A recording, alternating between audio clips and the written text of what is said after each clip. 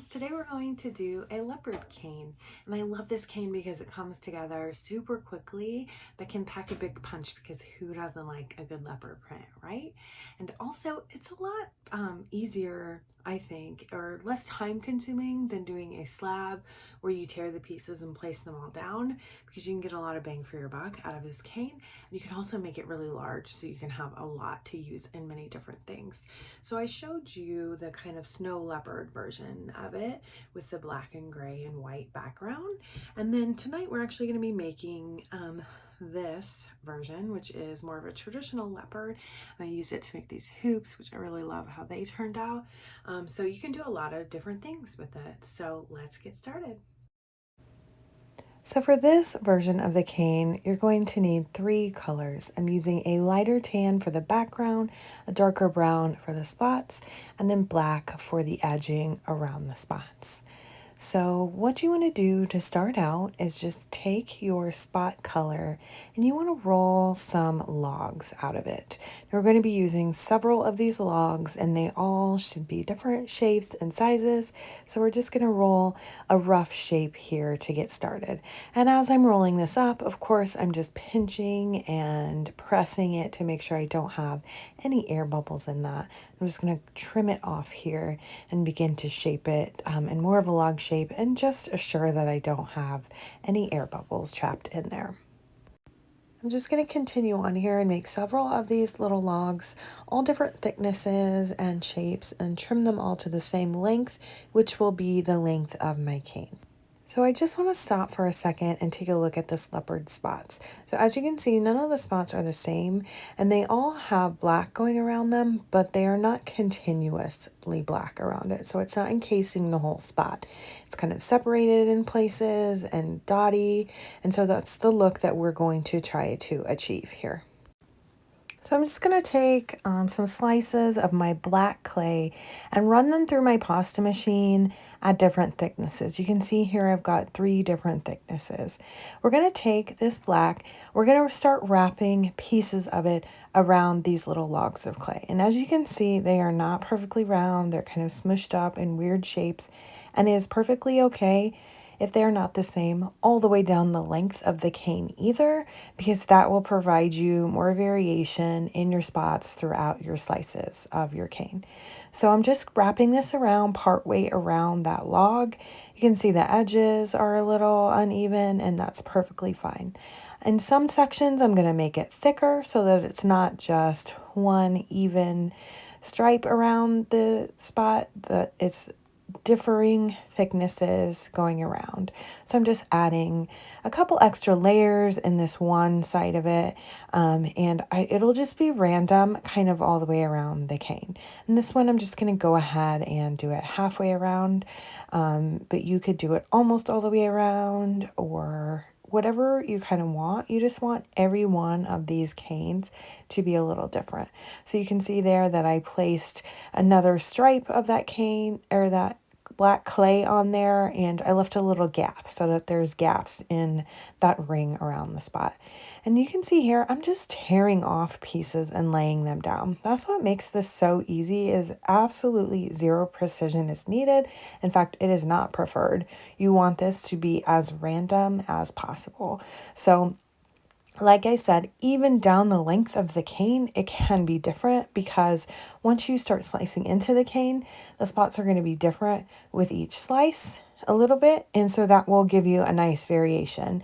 I think that leopard patterns can start to look a little off when they get to be a little too perfect. So you want that randomness of this pattern. So I'm just adding some extra layers here and kind of squishing them down so that we don't have any uniformity. You can see this is very uneven. So that's kind of what you're going for here, is just I just tear pieces off, and I just start pressing them into the log of clay. And you want to make sure that you've just got varying thicknesses on each little cane, or each little log, and that each log has a different amount of black wrapped around it as well. So I'm going to continue on with these other 2 logs here. And then what I'm actually going to start doing is reducing some of these down in size, because they're all all a little bit too similar for me, so I want some of them to be smaller. So I'm just going to stretch and pull and roll them out a little bit so I have more canes with differing thicknesses, as you will see here in a moment.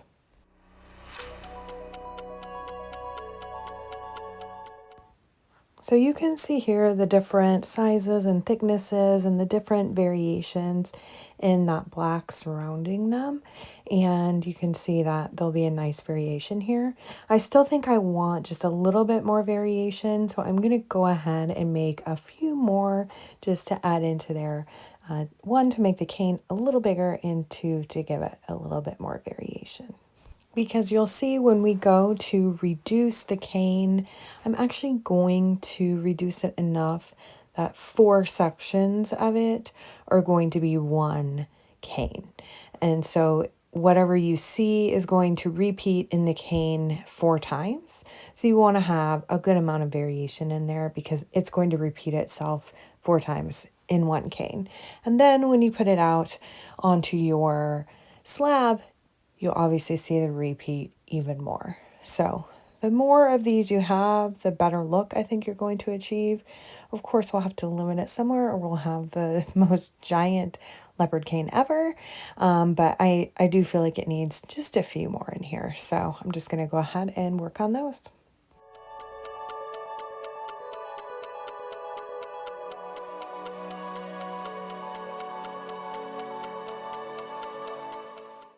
So we're going to go ahead and start building the cane now that we have all of our spots made. And for some of these, we're going to wrap it all the way around with that background color. And for some of them, we may not wrap at all. And some of them, we may put a little bit of extra padding in between the spots. Because as you'll remember from that leopard that we looked at earlier, the spots are not evenly distributed. Some of them are closer or further apart, so we want to make sure that, again, we capture that randomness of the pattern.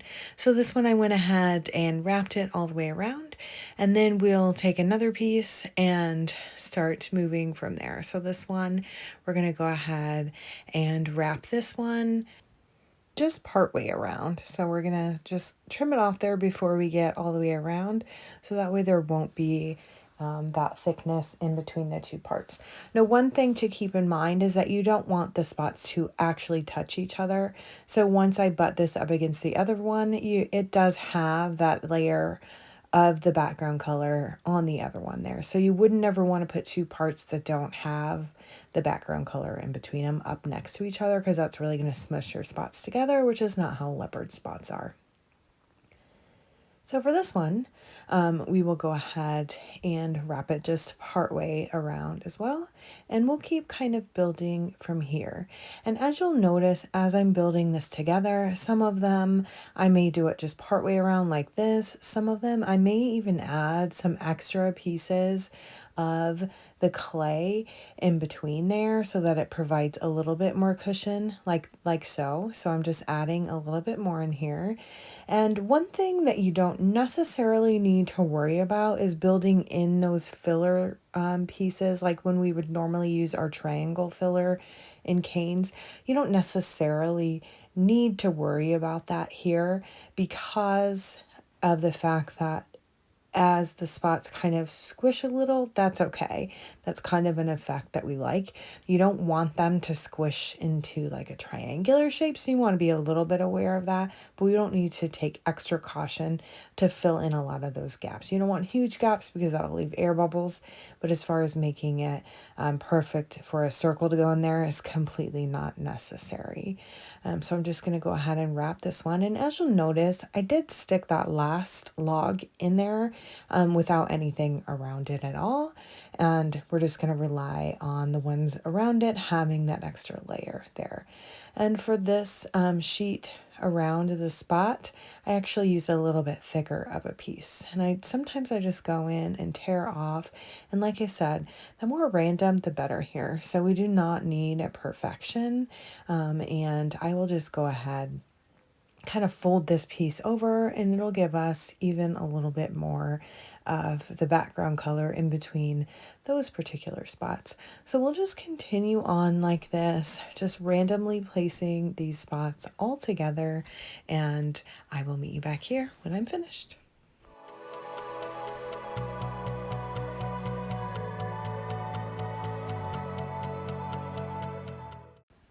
So we've got this into a rough square shape. I'm choosing to do this square because it comes together a lot more easily when I'm doing things like hoops and slabs. If you have a nice rectangular shape, that those shapes can butt up against each other nicely. So I am going to take here and use our little triangle filler shape to kind of fill in some of these little edges here, so that when we go to reduce this, we're not squishing those outside spots too much, because we don't want them to become flattened. We do want them to have rounded edges and not sharp edges. And sometimes when you have those edge spots that can get a little more pressure from your fingertips, they can flatten. So I just want to fill in a few of those spots there. So we're going to begin reducing. And like I said, we're going to use this repeated 4 times. So I'm going to cut it in half and place it together, and then cut it in half again and place it together. So as you can see, I'm applying a good amount of pressure to the sides of this, and then I'm just grabbing and stretching and doing that little wiggle pull that gets a nice quick reduction out of it. And then I will do this method again, where I pull on the ends a little bit and flatten it out. And at this point, I'm going to slice it down the middle, and then you have 2 parts. So we're going to place these 2 parts together. Now, as you see, when I stick them together like that, it does have like a mirrored image on it there.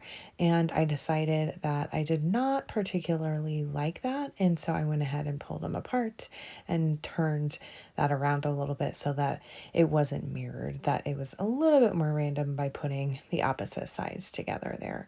So once we put these back together, I will reduce this down a bit more, and then we're going to go ahead and cut it in half again and double this again. So here we go.